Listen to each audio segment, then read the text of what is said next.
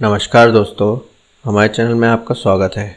आज मैं आपको केदारनाथ मंदिर के इतिहास, उससे जुड़ी कथाएं और वहां तक कैसे पहुँचें इस बारे में बताऊंगा तथा वहां पर जाने पर क्या क्या बातें हमें ध्यान रखनी है, आरती का टाइम वगैरह सब चीज़ें मैं आपको इस वीडियो में बताऊंगा। तो कृपया करके आप इस वीडियो को लाइक करें, शेयर करें और अपने इस चैनल को सब्सक्राइब करें। धन्यवाद। आइए वीडियो शुरू करते हैं। केदारनाथ मंदिर भारत के उत्तराखंड राज्य के रुद्रप्रयाग जिले में स्थित है। उत्तराखंड में हिमालय पर्वत की गोद में केदारनाथ मंदिर 12 ज्योतिर्लिंग में सम्मिलित होने के साथ 4 धाम और पंच केदार में से भी एक है।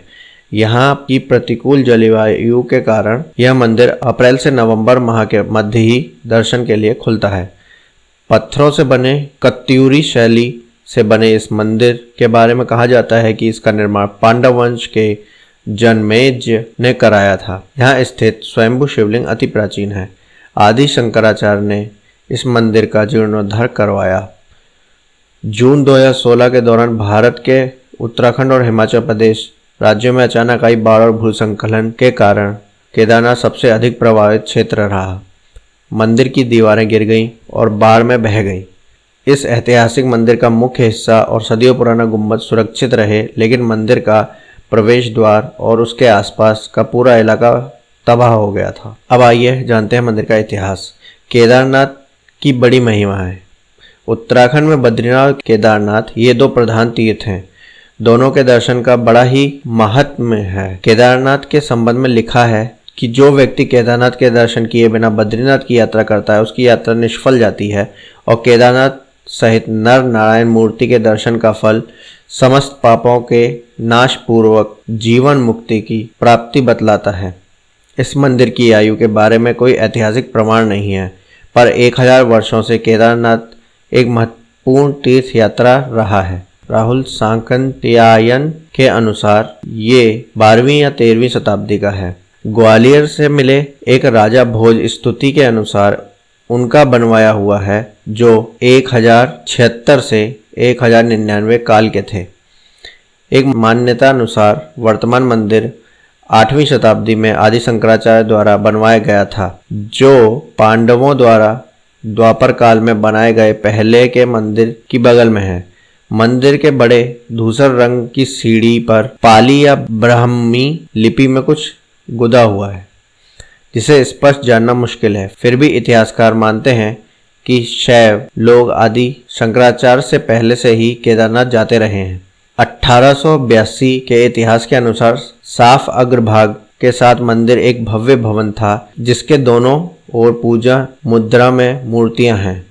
पीछे भूरे पत्थर से निर्मित एक टावर है। इसके गर्भगृह की अटारी पर सोने का मुलम्मा चढ़ा हुआ है। मंदिर के सामने तीर्थ यात्रियों के आवास के लिए पंडों के पक्के मकान हैं, जबकि पुजारी या पुरोहित भवन के दक्षिणी ओर रहते हैं। इतिहासकारों के अनुसार वर्तमान ढांचा हाल ही निर्मित है, जबकि मूल भवन गिरकर नष्ट हो गया है। केदारनाथ मंदिर रुद्रप्रयाग जिले में है। यह मंदिर एक 6 फीट ऊंचे चौकोर चबूतरे पर बना हुआ है।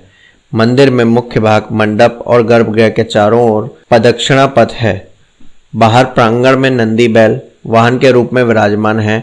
मंदिर का निर्माण किसने कराया, इसका कोई प्रमाणिक उल्लेख नहीं मिलता, लेकिन हाँ, ऐसा भी कहा जाता है कि इसकी स्थापना आदि गुरु शंकराचार्य ने की थी। श्री केदारनाथ 12 ज्योतिर्लिंगों में से एक माना जाता है।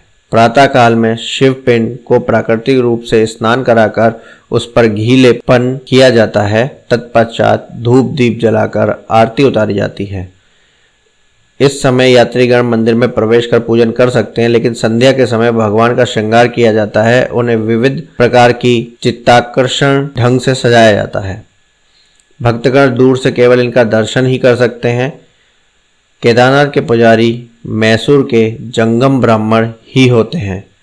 अब इसके पीछे कौन सी कथा प्रचलित है, इसके बारे में हम जानते हैं। इस ज्योतिर्लिंग की स्थापना का इतिहास संक्षेप में यह है कि हिमालय के केदार शृंग पर भगवान विष्णु के अवतार महातपस्वी नर और नारायण ऋषि तपस्या करते थे। उनकी आराधना से प्रसन्न होकर भगवान शंकर प्रकट हुए और उनके प्रार्थना अनुसार ज्योतिर्लिंग के रूप में सदा वास करने का वर प्रदान किया। यह स्थान केदारनाथ पर्वतराज हिमालय के केदार नामक शृंग पर अवस्थित है। पंच केदार की कथा ऐसी मानी जाती है कि महाभारत के युद्ध में विजयी होने पर पांडव भ्रात हत्या के पाप से मुक्ति पाना चाहते थे। इसके लिए वे भगवान शंकर का आशीर्वाद पाना चाहते थे, लेकिन वे उन लोगों से रुष्ट थे। भगवान शंकर के दर्शन के लिए पांडव काशी गए, पर वे उन्हें वहां नहीं मिले। वे लोग उन्हें खोजते हुए हिमालय तक आ पहुंचे। भगवान शंकर पांडवों को दर्शन नहीं देना चाहते थे, इसलिए वे वहां से अंतर्ध्यान होकर केदार में जा बसे। दूसरी ओर पांडव भी लगन के पक्के थे। वे उनका पीछा करते करते केदार पहुंच ही गए। भगवान शंकर ने तब तक बैल का रूप धारण कर लिया और वे अन्य पशुओं में जा मिले। पांडवों को संदेह हो गया। अंततः भीम ने अपना विशाल रूप धारण कर 2 पहाड़ों पर पैर फैला दिए। अन्य सब गाय बैल तो निकल गए, पर शंकर जी रूपी बैल पैर के नीचे से जाने को तैयार नहीं हुए। भीम बलपूर्वक इस बैल पर झपटे, लेकिन बैल भूमि में अंतर्ध्यान होने लगा। तब भीम ने बैल की त्रिकोणात्मक पीठ का भाग पकड़ लिया। भगवान शंकर पांडवों की भक्ति दृढ़ संकल्प देखकर प्रसन्न हो गए। उन्होंने तत्काल दर्शन देकर पांडवों को पाप मुक्त कर दिया। उस समय से भगवान शंकर बैल की पीठ की आकृति पिंड के रूप में श्री केदारनाथ में पूजे जाते हैं। ऐसा माना जाता है कि जब भगवान शंकर बैल के रूप में अंतर्ध्यान हुए तो उनके धड़ के ऊपर का भाग काठमांडू में प्रकट हुआ। अब वहाँ पशुपतिनाथ का प्रसिद्ध मंदिर है। शिव की भुजाएं तुंगनाथ में, मुख रुद्रनाथ में, नाभि ममद्देश्वर में और जटा कल्पेश्वर में प्रकट हुए। इसलिए इन 4 स्थानों सहित श्री केदारनाथ को पंच केदार कहा जाता है।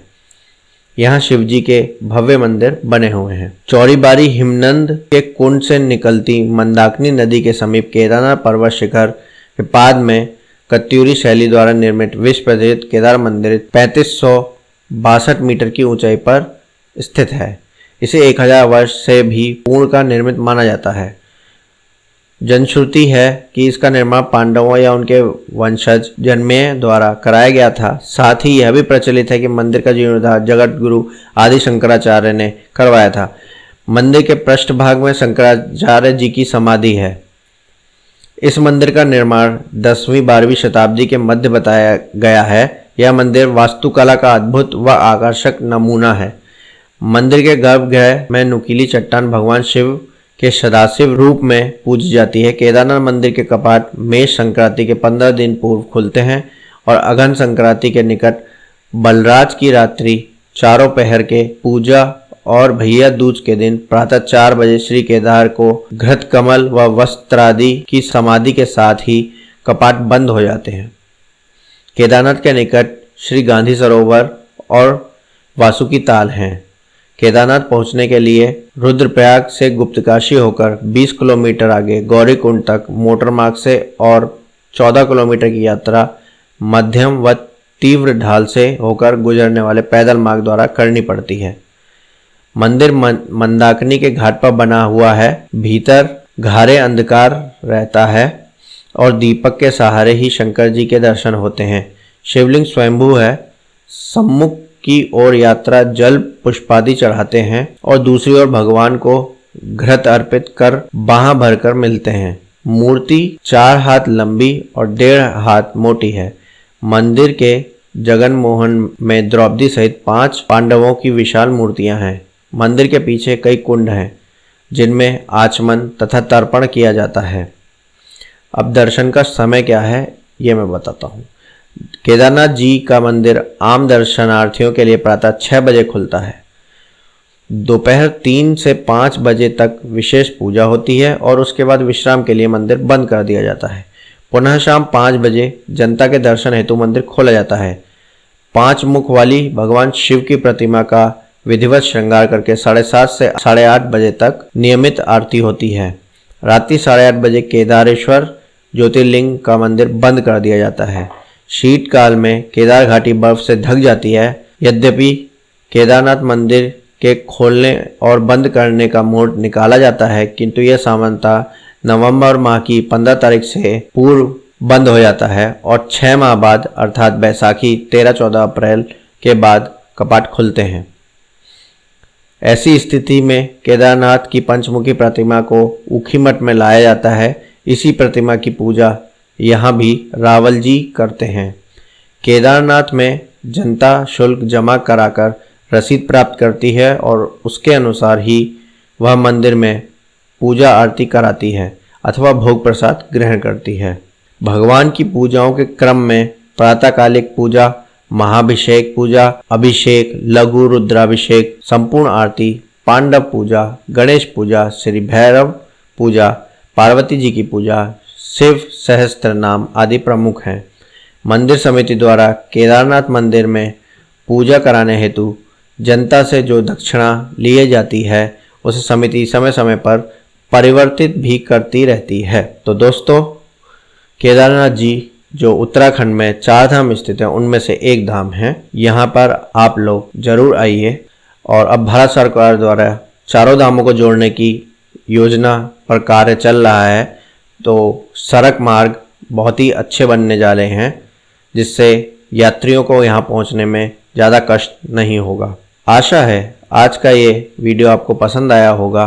यदि आपका कोई सुझाव है अथवा प्रश्न है तो कमेंट बॉक्स में आप कमेंट कर सकते हैं या हमारी मेल आईडी पर हमें मेल कर सकते हैं। कृपया इस वीडियो को लाइक करें, चैनल को सब्सक्राइब करें और शेयर करें ताकि भविष्य में हमें वीडियो बनाने के लिए प्रोत्साहन मिलता रहे। धन्यवाद।